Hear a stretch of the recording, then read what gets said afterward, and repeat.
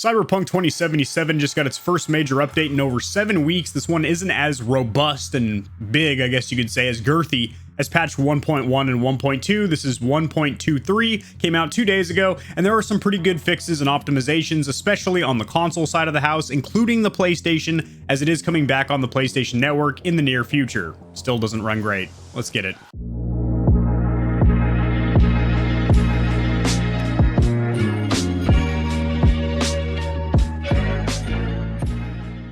Alrighty guys, before I share my screen and go over these patch notes and play some gameplay footage of the new update, I want to just take a moment to bask in the fact that this game came out 6 months and 1 week ago, and it is still having astronomical issues, especially on the consoles where it is virtually still unplayable. It's gotten a lot better, but it was literally unplayable on consoles. CD Projekt Red knew that.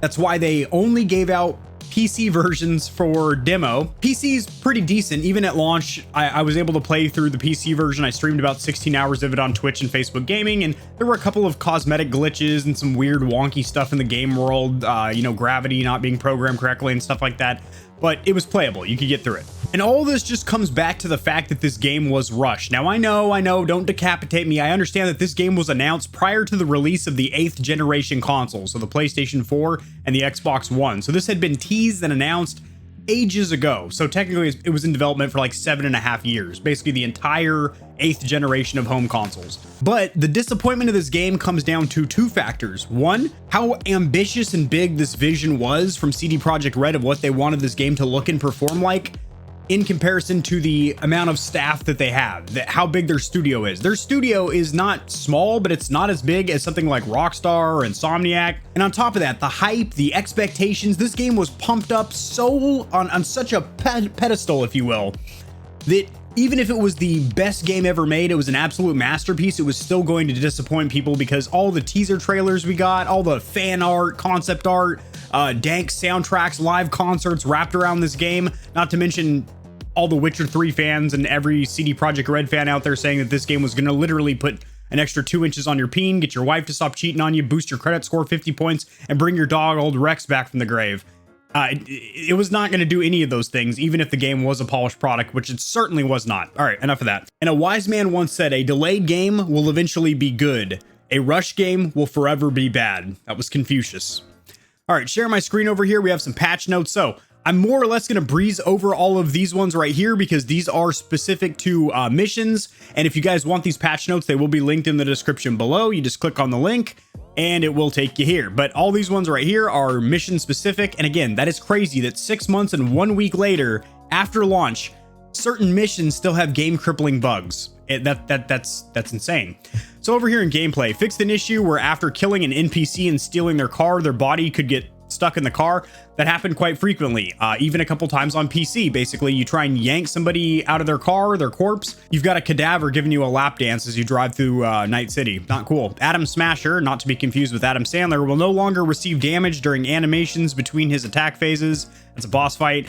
Fixed an issue where dropping a non-player character's body caused too much destruction. Again, I mentioned there was some issues with how gravity was programmed and whatnot. So when you drop something like an NPC's body, it would cause like a freaking earthquake. Certain cyberware should now work properly. Good, because that was a huge issue. Visuals. Fixed Johnny's spectral appearance in various quests. So basically when he looks like a hologram or whatever, there were some times where that animation, that effect wasn't fully in effect. And basically he would look more like a real person than he should have.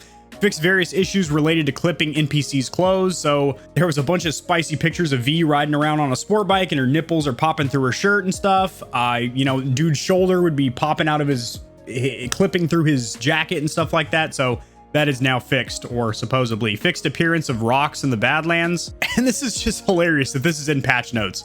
Fixed an issue where one of the Malstormers was T-posing. Like, the fact that this game launched with this 7.5 year developed game, this AAA title from a massive A1 studio, released with NPCs T-posing, just programmed not correctly.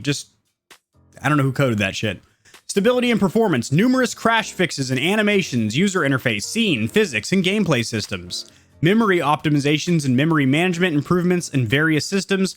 reducing the number of crashes. So when they say this isn't just PC, this is console as well. Specifically, most of these are console. Like right here, this is PC specific, but pretty much all these are more so aimed at console, as those were the systems that were suffering the most. And I will say, even after all these optimizations are done and the game is a polished diamond, PS4 base and the thick boy brick Xbox and even the Xbox One S will still have issues. You'll be struggling to hit a steady 30 frames per second when there's a lot of action on screen.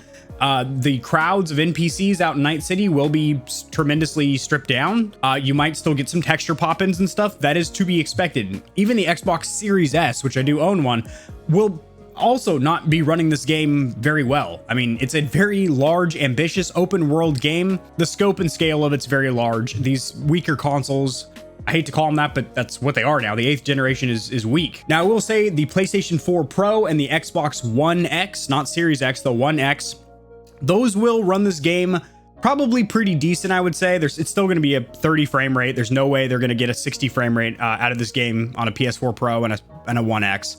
The Series X version and PlayStation 5 version, which don't really exist right now, Microsoft runs the Xbox One X version with a little bit of enhancements for the Series X. PlayStation 5, if you play it on the PS5, which you can't really anymore, or at least you can't buy it because it was taken off the PSN store because it was so trash.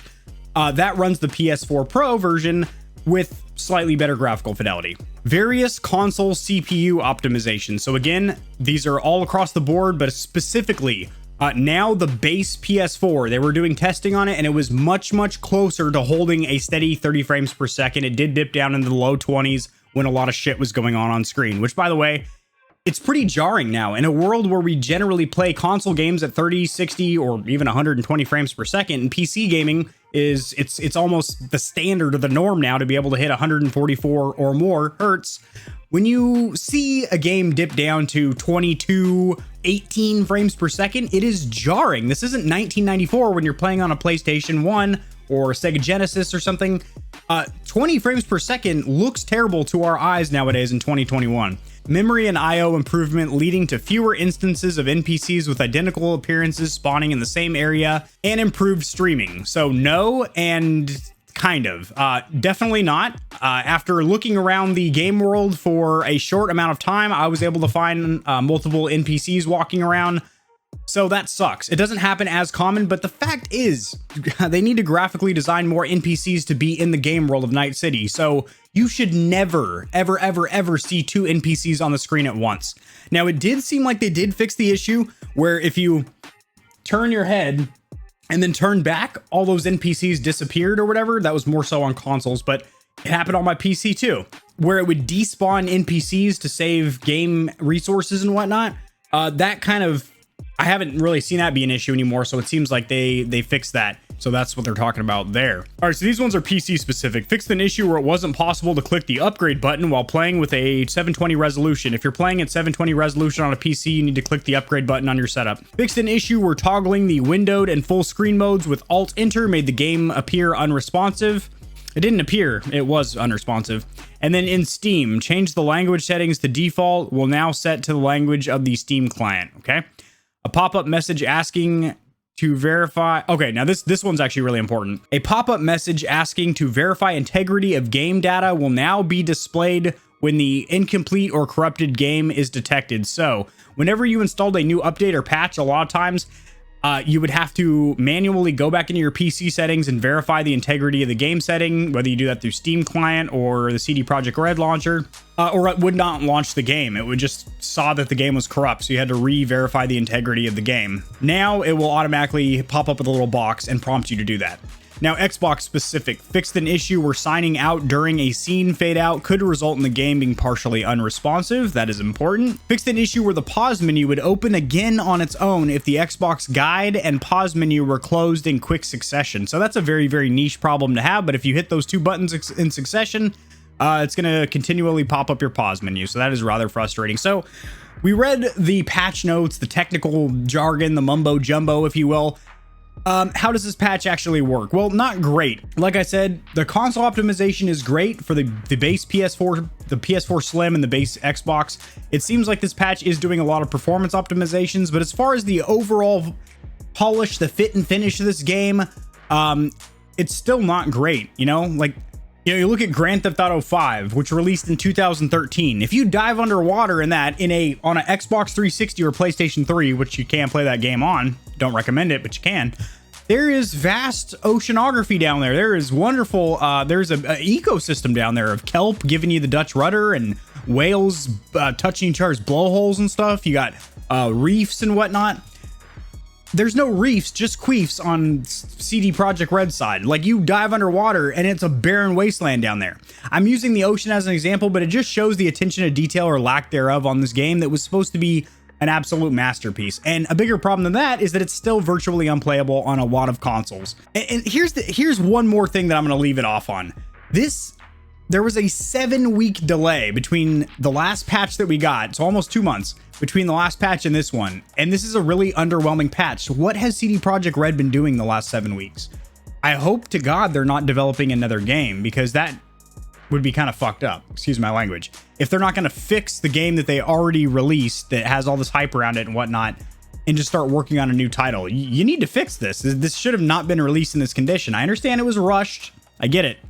The community, the fans were rushing, not to mention the top brass, the executives over there probably want to get it released around holidays so they can get their quarterly sales numbers. I get it. It was rushed. It was rushed. It was rushed. It was rushed.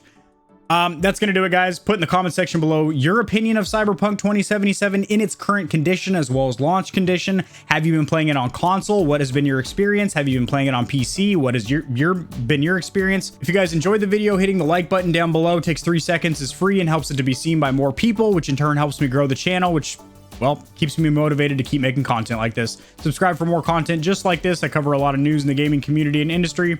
I'll see you guys in the next one. Peace.